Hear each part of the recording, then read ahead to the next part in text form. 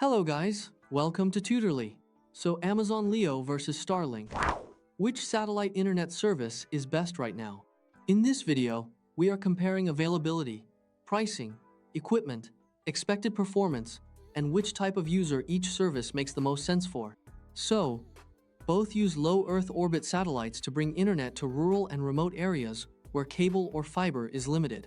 Because low Earth orbit satellites operate much closer to Earth than traditional geostationary satellites, they can provide lower latency. That makes activities such as video calls, streaming, online gaming, and remote work more practical. However, actual performance can still vary depending on network congestion, weather, location, Wi-Fi performance, and whether the terminal has a clear view of the sky.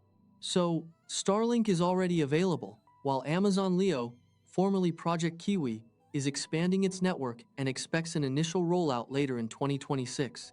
A quick correction here. Amazon Leo was formerly called Project Kuiper, not Project Kiwi. Amazon officially retired the Project Kuiper name on the 13th of November 2025 and adopted Amazon Leo as the permanent name. Amazon says it will roll out the service more widely during 2026 as it adds more satellites, coverage, and network capacity. So, Starlink offers several residential plans in the United States.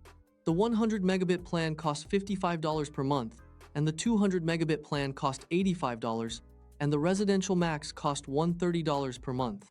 To clarify that last figure, residential max costs $130 per month, not $130.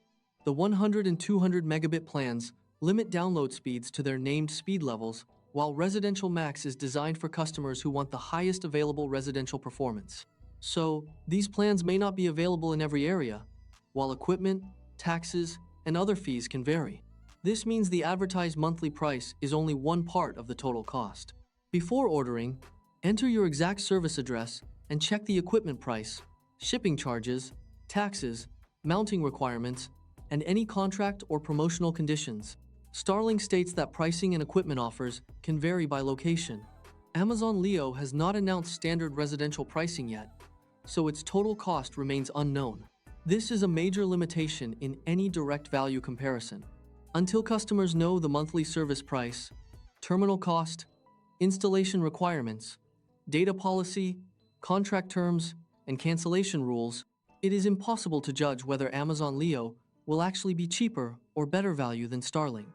While Amazon Leo promises similar uses, including 4K streaming and smooth video calls, its compact Leo Nano terminal is designed for speeds up to 100 megabits per second, while larger terminals target businesses needing faster performance. Amazon currently lists the Leo Pro at speeds of up to 400 megabits per second. The enterprise-focused Leo Ultra is designed to deliver download speeds of up to 1 gigabit per second and upload speeds of up to 400 megabits per second. These are impressive targets, but advertised maximum speeds should not be confused with the speeds every customer will receive at all times. Amazon notes that actual results may vary because of factors such as geography, weather, congestion, Wi-Fi performance, and plan availability. However, consumer pricing has not been announced, and home availability remains limited. Amazon began an enterprise preview with selected business customers, but broad residential availability is still developing. For most home users, Amazon Leo should therefore be viewed as a promising upcoming service rather than a complete and widely testable Starlink alternative today. So, real user feedback gives Starlink the advantage because people can use it today. Many rural customers praise its speed, easy setup, and improvement over older satellite or slow DSL. This real-world experience matters because everyday reliability is more important than a maximum speed printed on a product page. A service that has been used across different locations, seasons, household sizes, and working conditions gives potential buyers more evidence about what they can realistically expect. Common complaints include price increases, equipment costs, interruptions when the sky is blocked, and slow customer support. The blocked sky issue is particularly important. Trees, nearby roofs, hills, poles, and other obstructions can interfere with the terminal's connection as satellites move overhead. Before buying, carefully inspect the proposed installation location and make sure the antenna can maintain a wide, unobstructed view of the sky. Even a fast internet plan will be frustrating if the dish is installed in the wrong place. Reliable Amazon Leo reviews remain scarce, so its everyday performance it is not yet proven. We still need independent testing of its average download and upload speeds, latency, weather performance, peak hour congestion, installation process, customer support, and long-term pricing. Early specifications show potential, but technical specifications cannot replace months of normal consumer use. So, overall, Starlink is better for homes, travelers, and remote workers who need satellite internet now. Travelers should remember that residential service is intended mainly for use at a fixed land-based location.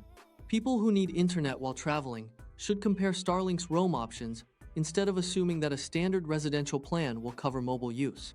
Amazon Leo may become a competitor once coverage, pricing, and independent reviews are clear. Its terminal lineup is ambitious, and increased competition could give satellite internet customers more choices. However, the final buying decision should wait until residential pricing, equipment costs, broad availability, and real-world performance are confirmed. So, anyone with affordable fiber or cable probably needs neither, but users with poor local options may find Starlink worth considering. Fiber or cable should normally be compared first because it may offer more consistent performance, easier indoor networking, and fewer installation restrictions. But for homes, farms, cabins, work sites, and remote businesses where reliable wired internet is unavailable, satellite internet can be a practical and valuable solution. So, that is all for today. Thank you so much for watching. For more videos like this, hit the subscribe button below, and I'll see you on the next video.